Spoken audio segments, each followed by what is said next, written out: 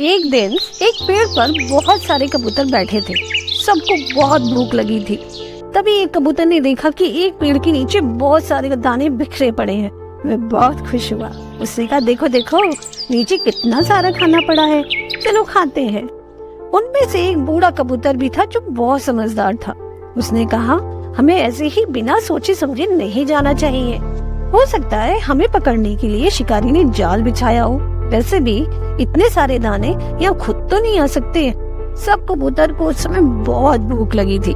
किसी ने भी उसकी बात पे ध्यान नहीं दिया और खाना खाने के लिए नीचे आ गए। और जैसे ही वो नीचे बैठे, सारे के सारे जाल में फंस गए। अब तो सारे कबूतर रोने लगे। पेड़ पर बैठा बूढ़ा कबूतर बोला, मैंने तो तुमसे पहले ही कहा था, लेकिन तुम में से किसी ने भी मेरी बात नहीं सुनी। अब रुक दो। सारे कबूतर चिल्लाए, हमें प्रवचन बाद में दे लेना, अब बताओ ना हम कैसे बचे। बूढ़े कबूतर ने थोड़ी देर सोचा और बोला कि देखो, एकता में बहुत ताकत होती है। तुम सब अगर एक साथ पंख फैलाकर उड़ो तो ये जाल भी तुम्हारे साथ उड़ेगा। और पास ही मेरा एक दोस्त चूहा रहता है, जल्दी से वहाँ चलते हुए फटाफट तुम्हारा जाल काट देगा।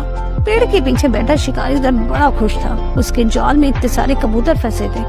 तभी शिकारी क्या देखता है कि सारे कबूतर उसका जाल लेके उड़े जा रहे हैं और आगे आगे बूढ़ा कबूतर उड़ रहा है। तुरंत ही सारे कबूतर जाल लेके चूहे के पास पहुंच जाते हैं। बूढ़ा कबूतर चूहे से बोलता है, दोस्त, अरे चूहे भाई जल्दी से जाल काट दो, मेरे दोस्तों को आजाद कर दो। चूहा फटाफट जाल काट देता है और अब सारे कबूतर आजाद थे। किसी समय नगर के पास बरगद का एक विशाल पेड़ था, जिस पर कौवा और कौवी का जोड़ा रहता था।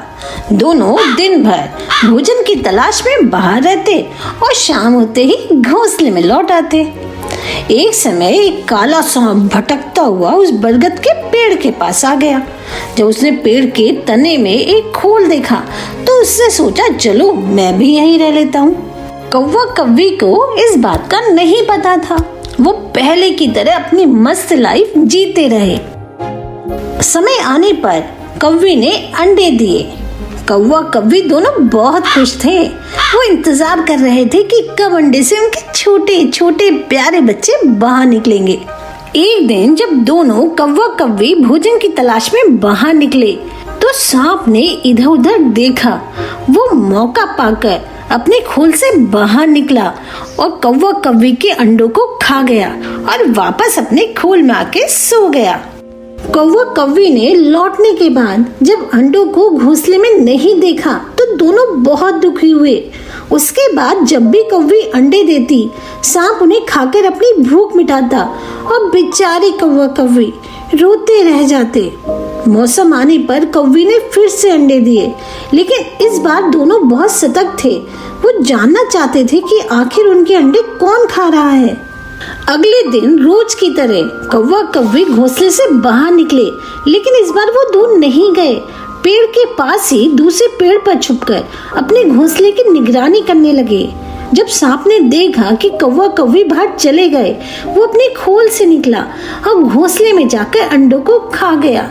जब कौवा कौवी ने अपनी आंखों के सामने अपने बच्चों को मरते देखा तो दोनों रोने लगे, लेकिन वो चाहकर भी सांप का मुकाबला नहीं कर सकते थे। उन्हें पता था कि सांप बहुत बहादुर है और वो दोनों उसका मुकाबला नहीं कर सकते। कौवे कौवे से बोली, अब हमें इस पेड़ को छोड़कर कहीं दूर चले जाना चाहिए, नहीं तो ये सांप इसी तरह हमारे बच्चों को खाता रहेगा। दुखी मन से कौवा और कौवी उस पेड़ को छोड़कर जाने लगे। पास ही उनका दोस्त गीदड़ भी रहता था। कौवे ने सोचा कि जाने से पहले अपने दोस्त गीदड़ से एक बार मिल लूं। जब गीदड़ को सारी बात पता चली तो उसने कौवा कौवी से कहा, अरे परेशानियां तो सबके साथ आती हैं, लेकिन परेशानी से डर कर अपने घर को छोड़ना कोई अक्लमंदी नहीं है। इस पर कौवा बोला, मित्र हम क्या कर सकते हैं, उस दुष्ट सांप का हम चाहकर भी मुकाबला नहीं कर सकते। हमारे पास इस घर को छोड़कर जाने के अलावा कोई चारा नहीं है। हर समय हम अपनी आंखों के सामने बच्चों को मरता नहीं देख सकते।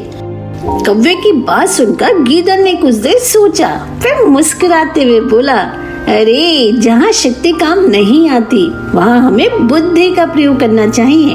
ऐसा कहकर उसने सांप को मारने की एक अच्छी सी योजना कौवा कौवी को बताई। अगले दिन कौवा कौवी नगर के पास एक सरोवर था, उसके पास पहुंचे, जहां पर रोज राजकुमारी अपनी सखियों के साथ स्नान करने के लिए आती थी। उस दिन भी राजकुमारी ने अपने वस्त्र, अपने आभूषण सरोवर के पास उतार कर रख दिए। थोड़ी दूर पर ही सैनिक खड़े थे। कौवे ने राजकुमारी का हीरो का हार अपनी चोंच में दबाया और कांव कांव करता हुआ राजकुमारी को सैनिकों को दिखाते हुए उड़ा। कौवे को अपना हार ले जाते देख राजकुमारी चिल्लाने लगी। सैनिक कौवे को पकड़ने के लिए उसके पीछे भागे। कौवे के पीछे पीछे वो भी बरगद के पेड़ के पास पहुंच गए। कौवा यही तो चाहता था। राजकुमारी का हार कौवे ने पेड़ के उसी खोल में गिरा दिया जहाँ सांप रहता था। जब सैनिकों ने ये देखा तो हार निकालने के लिए पेड़ की खोल के पास पहुंचे। हार निकालने के लिए उन्होंने खोल में डंडा डाला। उस समय सांप खोल में आराम कर रहा था। डंडे की चोट से सांप की नींद खुली। उसने अपने फन को फैलाया और खोल से बाहर निकला। सांप को देखकर सैनिक एकदम पीछे हट गए, लेकिन उन्होंने जल्दी से अपनी तलवार, अपने भाले, अपने डंडे निकाले और सांप को मारने लगे। सांप के मरने के बाद सैनिकों ने उस हार को निकाला और वहां से चले गए। सांप के मरने के बाद अब कौवा कौवी बहुत खुश थे, क्योंकि वो घोंसले में आराम से रह सकते थे। अब उन्हें किसी बात का कोई डर न था। उसके बाद कौवे ने जब अंडे दिए तो वो बिल्कुल सुरक्षित थे। इस तरह बुद्धि का प्रयोग कर कौवा कौवे ने सांप से अपने बच्चों की रक्षा की और खुशी खुशी रहने लगे। गर्मी का मौसम था। सुंदरवन के सारे जानवर गर्मी से बहुत परेशान हो रहे थे। इन्हीं जानवरों में एक मीकू चूहा भी था, जो भीषण गर्मी की वजह से बेचैन था। उसकी तबीयत भी ठीक नहीं थी। वो अपने छोटे से बिल में बड़ी मुश्किल से रहता और जब उसे घुटन महसूस होने लगती तो वो बिल से बाहर आ जाता, किसी पेड़ के नीचे बैठता। लेकिन वहाँ भी गर्म हवाएं उसे परेशान कर रही थी। उसे किसी भी तरह राहत नहीं मिल रही थी। एक दिन वो पेड़ की छाया के नीचे आराम कर रहा था। गर्मी उसके बर्दाश्त से बाहर थी। हवा भी नहीं चल रही थी। उसके पूरे शरीर से पसीना टपक रहा था। तभी उसने अपने आसपास जंबू हाथी को देखा, जो आराम से मस्ती से झूमता हुआ चल रहा था। जब मीकू ने जंबू हाथी को देखा तो वो खड़ा होकर बोला, अरे जंबू भाई, क्या आपको गर्मी नहीं लगती? आप तो बिल्कुल भी थके हुए नहीं लग रहे। आप तो कितने फ्रेश लग रहे हो। क्या आपको गर्मी नहीं लगती? अरे नहीं मीकू, गर्मी तो वाकई बहुत है, लेकिन मैं तेरी तरह गंदा और आलसी नहीं हूँ। मैं रोज नदी में नहाता रहता हूँ, जिसकी वजह से मेरा शरीर भी ठंडा रहता है। चल आ मेरे पास, मुझे छू कर देख। मीकू एक छोटा सा चूहा था और हाथी लंबा चौड़ा। मीकू ने हाथी के ऊपर चढ़ने की बहुत कोशिश की, लेकिन वो हाथी के ऊपर चढ़ ही नहीं पा रहा था। परेशान होकर मीकू जंबू हाथी से बोला, अरे हाथी भाई, देखते नहीं मैं कितना छोटा हूँ। आपकी पीठ पे आप ही बताओ मैं कैसे बैठ सकता हूँ? अच्छा भाई, ठीक है मीकू। जंबू ने उसे अपनी सूंड से उठाया और अपनी पीठ पर बिठा लिया। जैसे ही मीकू हाथी की पीठ पर बैठा, उसे जंबू हाथी की पीठ बहुत ठंडी लगी। उसे बहुत अच्छा लग रहा था। थोड़ी देर बाद जंबू एक पेड़ के नीचे आराम कर रहा था।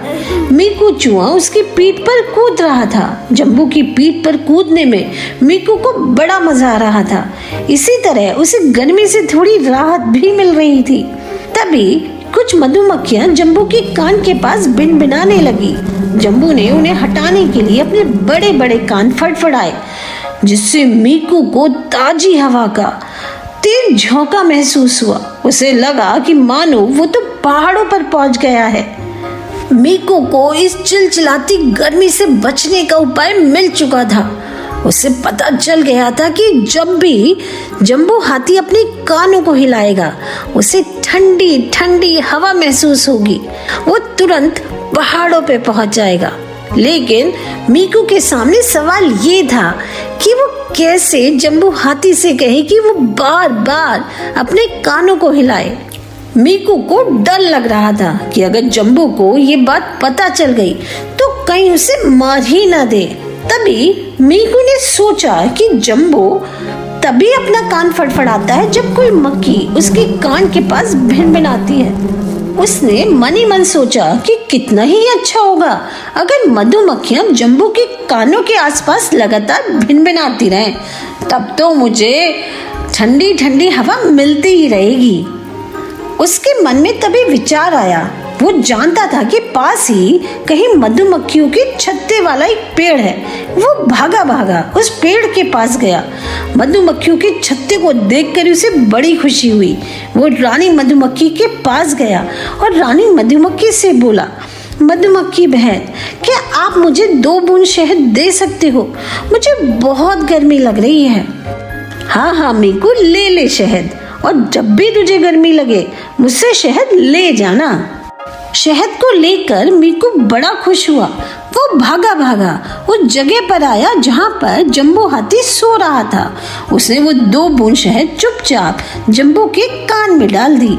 अब शहद की वजह से सारी मधुमक्खियाँ जंबो के कानों के पास भिनभिनाने लगी, जिसकी वजह से जंबो बार बार अपने कान को फड़फड़ाने लगा, जिससे कि मधुमक्खियाँ उड़ जाएं। मीकू बिल्कुल यही चाहता था।